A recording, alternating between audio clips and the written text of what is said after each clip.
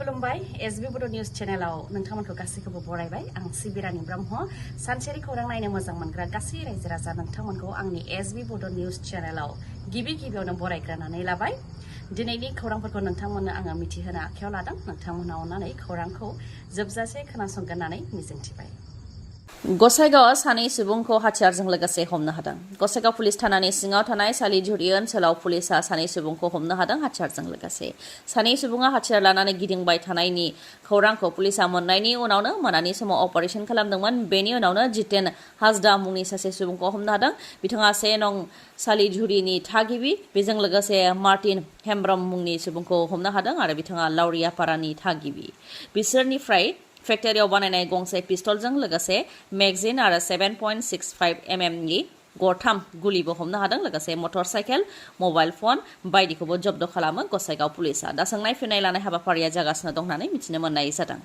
Assam state school education बोर्डआ higher secondary final examination 2026 जायखौ फेब्रुवारिनिफ्राय March दाननि गेजेराव खुंनाय जादोंमोन बेनि फिथायखौ मैया फोसावनानै होबाय जेराव आर्ट्सआव 79.54 जौखोन्दो फरायसाफ्रा उथ्रिसार जानो हादों साइन्सआव 89.79 जौखोन्दोआ उथ्रिसार जानो हादों आरो कमार्सआव 81.13 जौखोन्दोआ उथ्रिसार जानो हादों बिटिसिनि मोनबा जिल्लानि मादाव आर्ट्सआव बाक्सा जिल्लानिफ्राय 94.29 जौखोन्दो फरायसाफ्रा उथ्रिसार जानो हादों चिरांनिफ्राय 77.87 जौखोन्दो फरायसाफ्रा उथ्रिसार जानो हादों क'क्राझार जिल्लानिफ्राय 76.66 जौखोन्दो तामुलपुरनिफ्राय 88.63 जौखोन्दो आरो उदालगुरिनिफ्राय 83.39 जौखोन्दो फरायसाफ्रा उथ्रिसार जानो हादों ओजोंहाय साइन्सआव बाक्सा जिल्लानिफ्राय 97.96 जौखोन्दो फरायसाफ्रा उथ्रिसार जानो हादों चिरांनिफ्राय 91.89 जौखोन्दो क'क्राझारनिफ्राय 84.75 जौखोन्दो तामुलपुरनिफ्राय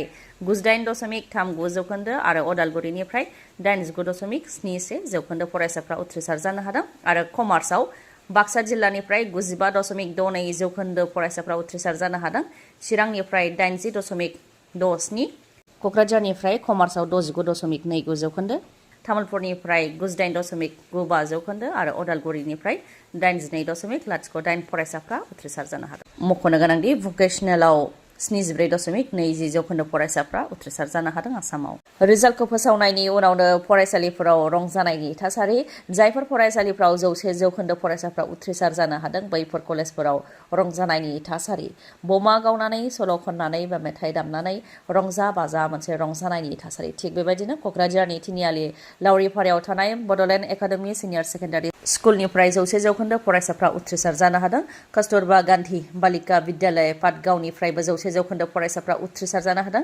बाक्सानि सालबारि हायार सेकेन्डारि स्कुलाव आर्ट्स आरो साइन्स स्ट्रिमनिफ्रायबो 100 जौखोन्दो फरायसाफ्रा उथ्रिसार जानो हादों बेबायदिनो गोबां कलेजफोराव 100 जौखोन्दो उथ्रिसार जानो हादों आरो 100 जौखोन्दो उथ्रिसार जानो हानायखौ लानानै रंजानायनि थासारि थैनाय बिनानावनि एकाउन्टनिफ्राय रां दिहुननो थाखाय थैनाय बिनानावखौ हा सिंनिफ्राय बुरखांनानै बाननानै लानानै बेंकआव फैदों सासे बिदाया जाय समाज बिजोङाव गोसारदों उडिशानि कियनझार जिल्लायाव जानो मोन्दों बे जाथाया जितु मुन्डा मुंनि सुबुङा उडिशा ग्रामीण बेंकआव थांनानै थैनाय बिनानावनि एकाउन्टनिफ्राय 20,000 रां दिहुननो थाखाय नाजादोंमोन थैनाय बिनानावनि मुङा कार्ला मुन्डा जाय बे बोसोरनि जागायजेननायावनो रुंसारि जादोंमोन नाथाय बेंकनिफ्राय माखासे फोरमान बिलाइफोर बिदों जेरै बिनानाव थैनायनि सार्टिफिकेट गावदि बिदा असे जायो बिनि लिगेल डकुमेन्ट आरो माखासे नेम निथिखौ मावनो थाखाय बिथोन होदोंमोन नाथाय बेफोरखौ मावफुंनो हायाखै आरो नांगौ बायदि फोरमान बिलाइफोरखौ थागथियारि खालामनो हायैलाय फबखानाय बिनानावनि गोथै देहाखौ हा सिंनिफ्राय बुरखांनानै फाफ्लियाव बाननानै बेंकसिम लानानै फैदों बिदाया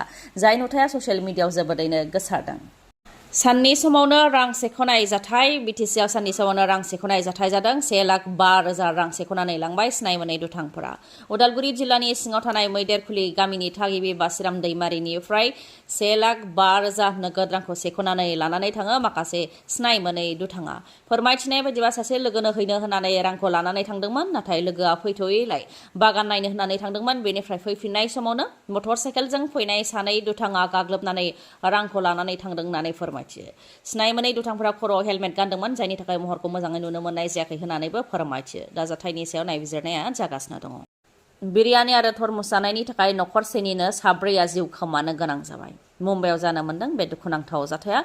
फोरमायथिनाय बायदिब्ला गासै सा 9 जयैनो मोनसे रेस्टुरेन्टआव पार्टी खालामदोंमोन, जेराव बिथांमोनहा बिरियानि जादोंमोन। हरनि 10:30 समाव बिथांमोनहा बिरियानिखौ जादोंमोन होननानै फोरमायथिदों। बेनि उनाव गावगाबागावनि न'आव फैनायनि उनाव नखरसेनि साब्रैया न'आव फैनानै हरनि समाव आरोबाव थरमुस जाफैदोंमोन होननानै फोरमायथिदों। बेनि उनावनो देहाया जोबोद गाज्रि जादों। जाहोनाव साफानि उनाव साफा देहा फाहामसालियाव थिसनजानो गोनां जादोंमोन। उनाव खिनाय गोबानाय जानानै साफानि उनाव साफाया जोबथा हां लादों होननानै फोरमायथिदों। जिउ खोमानांनाय साब्रैनि मादाव 40 बोसोर बैसोनि फिसाय आब्दुल्ला दकादिया, बिथांनि बिसि नासरिन दकादिया 35 बोसोर बैसोनि आरो बिथांमोननिनो सानै फिसाजो, सासे 16 बोसोर बैसोनि आरो सासे 13 बोसोर बैसोनि, गासै साब्रैया जिउ खोमानो गोनां जादों। फुड पयजन जानायनि थाखाय जिउ खोमानो गोनां जादों बेखौ मिथिनो मोननाय जादों। नाथाय फुड पयजना बबेयाव दंमोन बेखौ दासिमबो मिथिनो हानाय जायाखै होननानै फोरमायथिदों। गोजोन गैयै मणिपुराव फिन हाथियार बोखांनो हादों। थांनाय बावैसो सान सिगां सानै उन्दै गथ'साफोरखौ बुथारनाय जाथाय जानायनि उनाव दा मणिपुरनि चुराचान्दपुर जिल्लानिफ्राय हाथियार बोखांनो हादों। मबम गामिनिफ्राय हाथियारफोरखौ बोखांनो हादों। पुलिसा फोरमायथिनाय बायदिब्ला हाथियार बोखांनो हानायनि मादाव गंसे AK-47 राइफल, गंथाम फायार आर्म्स, गंसे पिस्तलजों लोगोसे मेगजिन, थरथाम ग्रेनेड आरो माखासे बमखौ जब्द खालामनो हादों होननानै फोरमायथियो। बबे उदखारि हान्जानिफ्राय बे हाथियारखौ बोखांनो हादों बेखौ फोरमायथिनाय जायाखै। नाथाय गोबां हाथियारफोर बोखांनो हानायखौ फोरमायथियो मणिपुर पुलिसा। फोरमायथिनो गोनांदि थांनाय साननैसो सिगांसो मणिपुराव गोबां दुंहाव थासारि जादोंमोन। सानै उन्दै उन्दै गथ'साफोरखौ खास्रि बिस्रि बुथारनाय जाथाय जानायनि उनाव मणिपुराव फिन आरोबाव अर जोंब्लावदोंमोन। रागा जोंनाय रायजो राजाफ्रा अर लानानै लामायाव ओंखारदोंमोन आरो मिरु सोरखारनि हेंथाबो गोख्रों खुद्रिदोंमोन।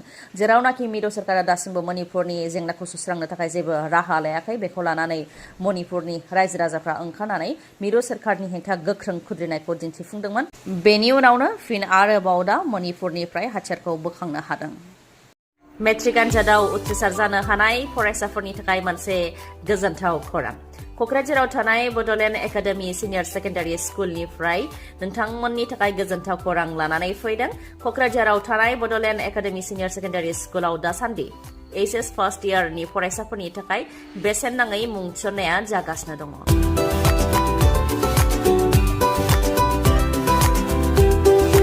स्ट्रिम हिसाबै आर्टस थागोन। गोजौ सोलोंथाइ गोनां फोरोंगिरिफोरनि गेजेरजों फोरोंथाइ होनायनि राहा दङ। मिडियाम हिसाबै बर' आरो इंराजि जागोन। 12 एप्रिलनिफ्रायनो मुं थिसननाया जागासिनो दङ। उफ्रा सोलोंथाइ हिसाबै इनभाइरमेन्टेल फिल्ड स्टाडि बेफोरखौ लानो हागोन। हौवासा आरो हिन्जावसाफोरनि थाखाय आलदा आलदायै मोजां हस्टेलाव थानानै फरायनायनिबो खाबु दङ। बेनिख्रुइबो आरो मोनसे गोजोनथाव खौरांसिनबावा जाहैबाय, जायफोर फरायसाफोरा 75% बा 75% बा बिनि बांसिन लानानै उथ्रिसार जानो हादों, बिथांमोन 7 फरायसाफोरनि थाखाय फरायनायजों लोगोसे जानाय थानायखौबो बेसेन नाङै खालामनानै होनाय जादों। बेनिखायनो जायफोर फरायसाफ्रा गोसो गुदुं बिथांमोनहा क'क्राझाराव थानाय बड'लेण्ड एकाडेमि सिनियर सेकेन्डारि स्कुलाव मुं थिसननो हागोन। कन्टेक्ट नाम्बारा जाहैबाय 9101488399। बे जानबुं नाम्बाराव नोंथांमोनहा फोनांजाबनानै मोजाङैनो सावरायनो हागोन। गोजोन्थों। खौरांखौ जोबजासे नायनायनि थाखाय आंनि गोसो गोरबोनिफ्राय रोजा रोजा खुलुमनायखौ जासिहरनाय थाबाय। गाबोननि समाव आरोबाव जों बेबायदिनो गोदान खौरांजों लोगोसे लोगो मोनफिनगोनखौ मिजिंथिबाय। गोजोन्थों।